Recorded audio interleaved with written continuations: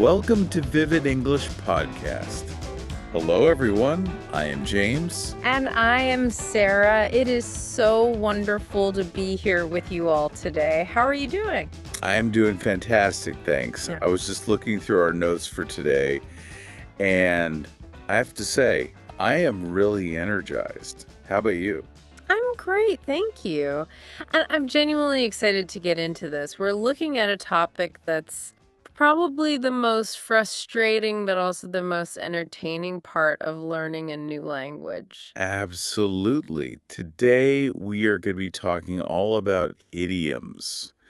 I've always thought of them as the secret code of English. Oh, that's a perfect description. A secret code. It really is. It feels like the thing that separates being good at English from being truly fluent. For sure, because as a learner, you can look at a sentence, you can know all the grammar, all the vocabulary, and still have no idea what it means. It's so confusing. Exactly. It's like a puzzle where the picture is invisible.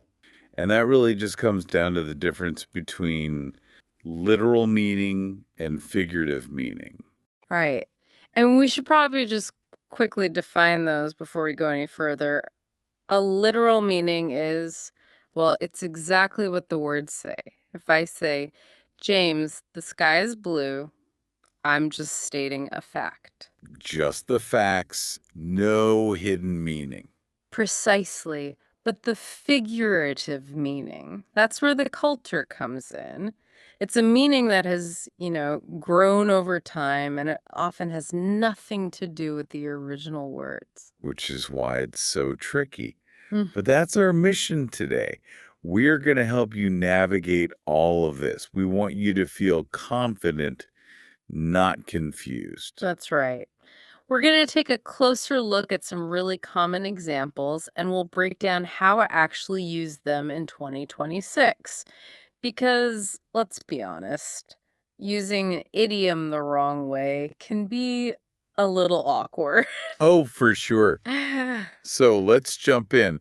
Our first category is all about performance. And this one is such a good example of that literal versus figurative clash. I'm talking about break a leg. Yes, the classic. But if you just stop and think about it for a second, if I'm an English learner and someone tells me to break a leg, I'm going to think, wow, this person is horrible. Why do they want me to get hurt? It sounds awful, doesn't it? Go on. I hope you fracture your tibia. Truly terrible. So help us out here. Why on earth do we say this? It actually comes from a really old superstition in the theater. Actors and performers were and still are very superstitious people. They believed that mischievous spirits lived in the theater. Okay, so if you wished for something good, they do the opposite. Exactly. If you said good luck, the spirits might hear you and make sure the performance was terrible. So, to kind of trick fate, people start saying break a leg. It was like reverse psychology for the universe. That is so fascinating. So we're basically wishing something bad on someone to make sure something good happens. That's the idea. There are other theories, but that superstition one is the most popular. So context is everything here. If my friend is about to have surgery, I should definitely not say this. Oh my gosh, no. Please do not say break a leg. Okay, noted. So when is it okay to use it? It's specifically for a performance. A play, a concert, a big speech, a presentation at work. Anytime someone is about to step on stage. What about, say, a big sales pitch to investors? Yes, that works perfectly. It shows you understand the pressure. So if you were nervous, I might say, hey, I know you've prepared for this. Go in there and break a leg. See, that feels supportive. But if I took it literally, I would be calling my doctor. Right. So, first rule of idioms, do not actually break your leg. Just do a great job. Got it. Okay, let's move to a category that I think is so central to English. Food. Oh, we love our food idioms. It's kind of funny how often we use food and eating to describe situations in life. It makes the language feel very tasty. Let's start with a classic, a piece of cake. A piece of cake. A great one. Literally, we're talking about dessert, but we all know it means something is really easy. Hmm. But why cake? Why not, a piece of toast? Well, the idea is that eating cake is just pleasant. It's effortless. You don't have to work hard to enjoy a nice piece of cake. That's a good point. Eating my vegetables can feel like work sometimes, but cake is always easy. So if a task is super easy, it's a piece of cake. Exactly. You give us an example. Sure. Imagine you just finished a big exam. You're so worried about it, but it was actually really simple. You could walk out and say to your friend, "Wow, that exam was a piece of cake." I wish more of my exams had been pieces of cake. Oh, me too. Let's do a messier one. Spill the beans. Spill the beans. I just get this image of tripping and dropping a can of beans all over my new shoes. It is a messy image. But here we're not talking about laundry. To spill the beans just means to reveal a secret. Is there a story behind this one? Beans and secrets seems like a strange connection. There is. One theory goes back to ancient Greece. Apparently, they used to vote in secret societies by putting a white bean or a black bean into a jar. Ooh, I think I see where this is going. Right. So if someone accidentally knocked over the jar, they would literally spill the beans and reveal the secret vote before it was time. That makes so much more sense now. It's about revealing something that was supposed to be hidden. Exactly. And it often implies that it was an accident. You let it slip. So, in a normal conversation, how would we use it? Okay, let's say you're planning a surprise party. You might tell your friends, "Okay, everyone, I'm planning a surprise for Maria, so please don't spill the beans." Got it. Keep the secret safe. Don't knock over the jar. You got it. Love that. Okay, one more food one. This one feels very useful for Trump 26. Take it with a grain of salt. Oh, this is so important today with social media and all the information out there. This phrase is essential. Take it with a grain of salt. So literally, you're adding salt to your food. But figuratively, Figuratively, it means you should be skeptical about something. You hear the information, but you don't fully believe it's true. I heard this one goes way back to ancient Rome. Something about poison. It does. The story is that an ancient Roman general discovered an antidote for poison, and one of the ingredients was a single grain of salt. No way. That's so cool. So the misinformation is the poison, and your skepticism is the grain of salt that protects you. That's a perfect way to think about it. So let's say I have a coworker who always exaggerates things. We all have one of those. If he tells you he landed $1 million contract, you might say to your friend, "Well, you know him, you have to take that with a grain of salt." Meaning it's probably not the whole truth. Exactly. All right, let's leave the kitchen and head out into the animal kingdom. Yes, let's zoom in on a few of the big ones here. And this first one is literally big. The elephant in the room. This one is just so visual. Just imagine we're in a tiny meeting room and there's a giant elephant sitting on the table. You definitely couldn't ignore it. It would be taking up all the space. Impossible to ignore. But what if we all just sat there talking about the weather, pretending the elephant wasn't there? Yeah, it would be so awkward. And that's exactly what the idiom means.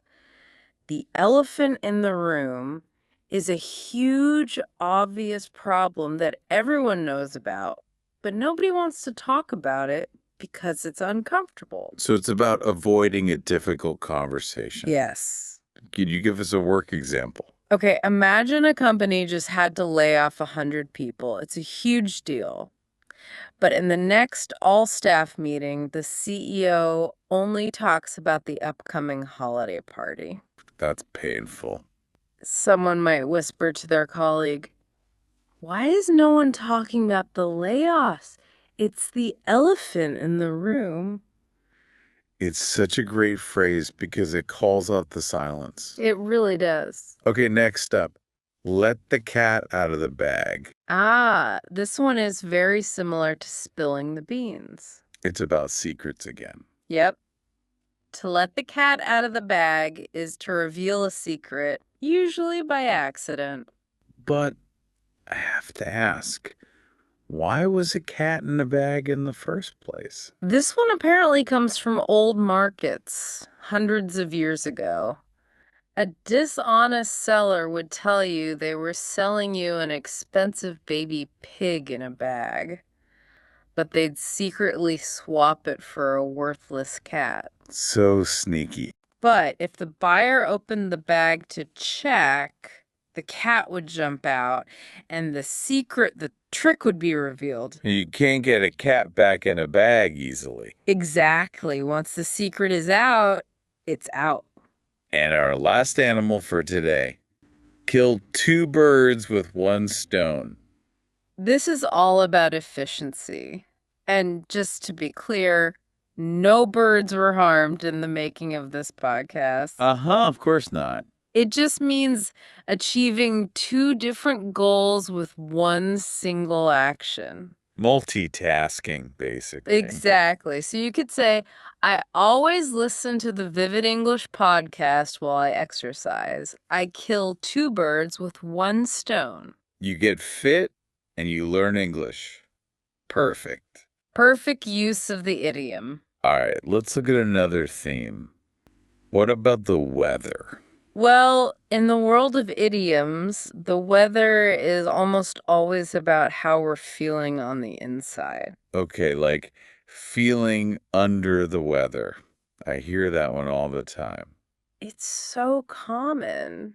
And it just means you're feeling a bit sick or unwell. But why under the weather? It's an old sailing term.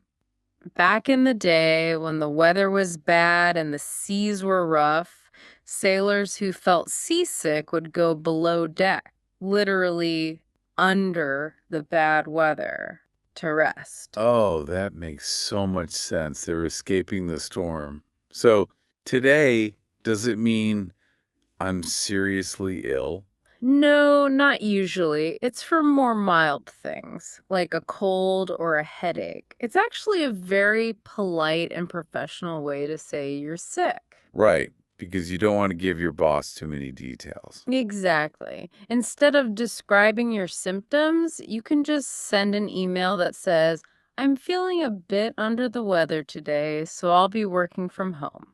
It's clean and simple. That's a good tip. Okay, what about once in a blue moon?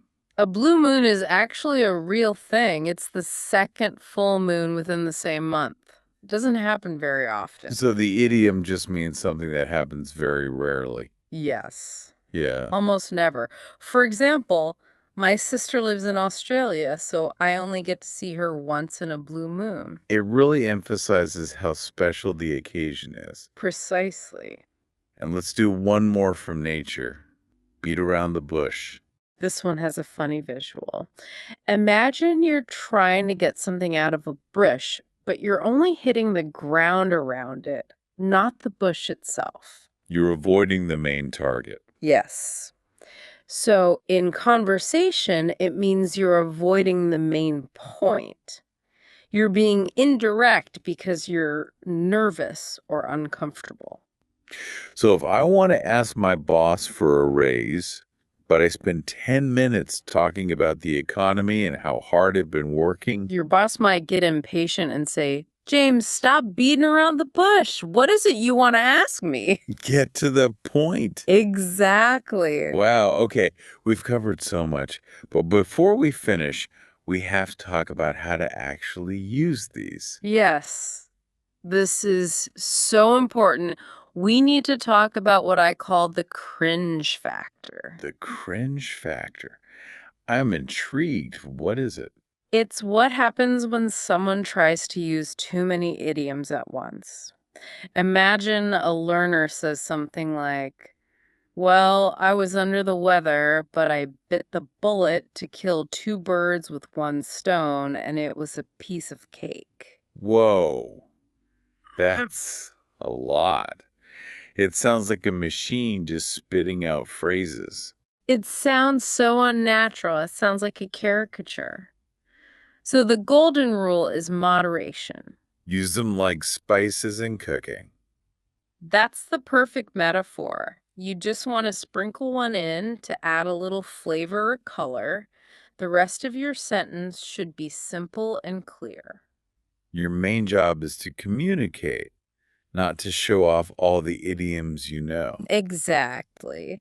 And my biggest piece of advice, something I tell all my students is, please do not translate idioms from your own language. Oh, this is so critical. It just doesn't work. An idiom in your language, translated word for word into English, will probably sound like complete nonsense. Or even worse, it could be offensive. You have to learn the English phrase as a single chunk of vocabulary. Yes. Treat a piece of cake as one single word. So how do we learn when it's the right time to use it? Context is king. Context is king. Don't just memorize lists, you need to hear them in action. Watch movies, listen to podcasts like this one, and pay attention to how native speakers use them in real situations. Absorb the context and then try it out yourself. That's the best way to learn. Sarah, this has been so helpful. I feel like we've made these strange phrases a lot less scary. I hope so. They're meant to be fun. They give the language its personality. Speaking of getting things wrong, I have to share a quick story about Spill the Beans. Oh, please do. I had a student once, a really great guy. So enthusiastic, he learned the idiom and wanted to use it in class to tell me he knew a secret. Okay. So he walks into my classroom. But before class, he had actually gone to the store and bought a small bag of dried beans. I'm completely serious. He walked up to my desk, made eye contact, reached into his pocket, and threw a handful of beans all over the floor. They went clattering everywhere. And he just yelled, "I spilled the beans!" Oh my gosh. That is amazing. And also probably a bit messy to clean up. It was hilarious. The whole class was laughing. But it was such a perfect lesson. He took the idiom literally. Wow. You're really committed to it. I love that. He did. But to everyone listening, please, you don't need to carry groceries to use an idiom. Your words are enough. That's a wonderful story. It makes me think idioms are really the colors of the English language. Colors. How so? Well, grammar and vocabulary are like the black and white sketch of a drawing. They give you the structure, but idioms are the paint. They add the humor, the emotion, the culture, the personality. Watch what? Just start with one or two colors you like. Get comfortable with them. And soon enough, you'll be painting beautiful pictures with your words. That's a beautiful way to put it. Thanks. Well, that's all the time we have for today. Thank you so much for joining us for this closer look at the secret code of English. It's been so much fun. We hope you feel a little more confident to go out there and use a few of these phrases in your next conversation. Please don't forget to subscribe and catch our next episode on the Vivid English podcast. Yes! Be sure to tune in to Vivid English Podcast next time. We've got so much more we want to share with you. Have a wonderful day, everyone. Bye-bye. Bye-bye!